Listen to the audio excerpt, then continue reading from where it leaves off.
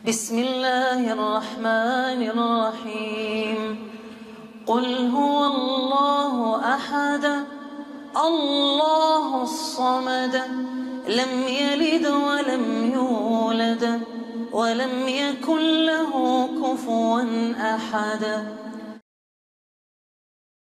Alhamdulillahi Rabbil Alamin, wassalatu wassalamu ala ashrafi anbiya wal mursalin nabiyina Muhammad wa ala alihi wa ashabihi wa tabi'in wa man tabi'ahum bi ihsan ila yawmiddin. Assalamu alaikum wa rahmatullahi wa barakatuhu. Nous sommes en train d'étudier la biographie du prophète Muhammad sallallahu alayhi wa sallam. Nous savons tous que pour mieux pratiquer notre islam, il faut chercher à connaître comment ce grand homme qui était notre modèle a vécu de son enfance jusqu'à sa mort. Alors, nous étions en train de parler de la vie de la naissance du prophète sallallahu alayhi wa sallam et des étapes qu'il a traversées, les différentes personnes qui l'ont élevé. Le prophète sallallahu alayhi wa sallam est passé entre les mains de sa nourrice Halima, la fille d'Abu Thuwayb, et après cela, il a atterri chez son grand-père, chez sa maman. Après la mort de sa maman, alors le prophète sallallahu alayhi wa sallam a été confié à son grand-père Abdul Muttalib. Après la mort de ce dernier, il a été confié à Abu Talib, qui a continué le travail que son grand-père avait commencé, ou bien le père d'Abu Talib avait commencé, qui était Abdul Muttalib. Il a donc commencé à protéger le prophète Muhammad sallallahu alayhi wa sallam, le préférant même à le préférant plus que ses propres enfants. Donc ça, c'était le père de Ali, qui va devenir un très grand compagnon plus tard. C'est lui qui a élevé le prophète Muhammad sallallahu alayhi wa sallam. Il lui a réservé un traitement de respect et de considération pendant près de 40 années. Donc le prophète sallallahu alayhi wa sallam était sous sa protection pendant près de 40 années. Il a toujours veillé sur lui. Il a toujours tout fait pour que le prophète Muhammad sallallahu alayhi wa sallam soit à l'aise. Nous parlons ici de la période avant l'islam.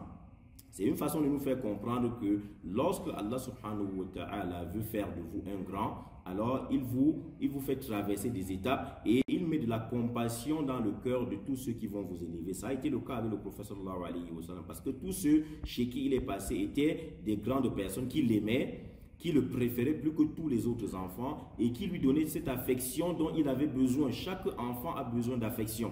Le prophète Muhammad sallallahu alayhi wa sallam est resté chez son oncle Abu Talib pendant près de 40 années. L'âge, c'est à cet âge-là qu'il a reçu donc la révélation à travers l'ange Jibril alayhi salam. Donc il est resté pendant près de 40 ans chez son oncle Abu Talib. Et un jour donc, puisque ici il faut qu'on parle de sa rencontre avec le moine de Bahira. Le prophète sallallahu alayhi wa sallam, un jour, alors qu'il avait 12 ans, il a fait un voyage avec son oncle Abu Talib pour la Syrie. Et lorsqu'ils arrivent en Syrie, une citadelle de Hawran, qui était à l'époque une citadelle arabe sous domination romaine. Il est arrivé là-bas. Lorsqu'ils arrivent là-bas, ils ont trouvé un moine au nom de Bahira. Donc, ce moine-là était parmi les dignitaires en Syrie. Il était parmi les dignitaires dans cette ville. Donc, lorsqu'il voit la caravane venir de la Mecque, il s'est déplacé vers la caravane, chose qu'il n'avait jamais fait auparavant. Parce que il était quelqu'un de respectable chez eux. Donc il voit une caravane qui vient pour le commerce, il se déplace vers la caravane. Lorsqu'il arrive vers la caravane, il se faufile entre eux et il se saisit de la main du messager d'Allah sallallahu alayhi wa sallam, alors qu'il n'était qu'un enfant, il n'avait que 12 ans. Il a attrapé sa main. Et qu'est-ce qu'il a dit par la suite? Lorsqu'il attrape la main du prophète sallallahu alayhi wa sallam, il dit: voici le guide des mondes.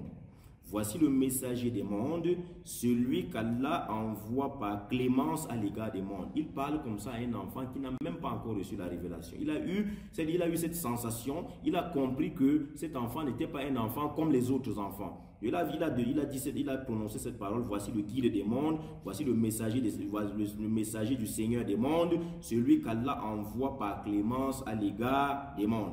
Abu Talib et les sages de Quraysh lui dirent: qu'en sais-tu? Pourquoi tu fais des éloges à cet enfant comme ça? Qu'est-ce que tu en sais? Alors il reprit en disant: les pierres et les arbres que vous avez dépassés depuis Al-Kaaba se sont tous prosternés pour rien moins qu'un prophète. Ils se sont tous prosternés donc durant le chemin.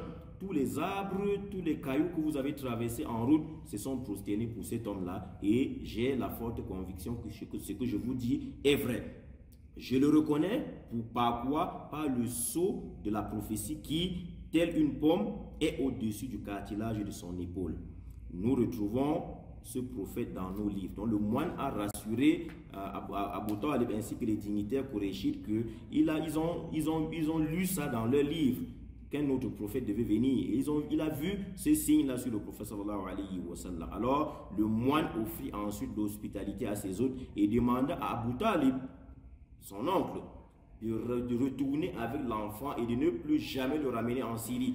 Le moine lui a demandé de ramener le prophète Mohammed sallallahu alayhi wa sallam à la Mecque et de ne plus jamais le ramener en Syrie, par crainte des Romains et des Juifs. Parce qu'ils savaient que si les Romains et les Juifs, puisque eux-mêmes, eux aussi, ils avaient lu cette histoire, ils savaient qu'un autre prophète allait venir. Alors ils pouvaient tenter de faire du mal au prophète sallallahu alayhi wa sallam. Sur ce, donc, Abu Talib chargea les gens de ramener son neveu à la Mecque. Il a donc chargé les gens de le ramener. Lui, il est resté faire le commerce. Alors, on a donc ramené le prophète Muhammad sallallahu alayhi wa sallam à la Mecque pour le protéger. Donc voilà l'histoire du prophète sallallahu alayhi wa sallam chez son oncle Abu Talib. Inch'Allah, dans nos prochaines éditions, nous allons continuer à raconter ce qui s'est passé par la suite. Barakallahu fikum, wa salamu alaykum wa rahmatullah wa barakatuh.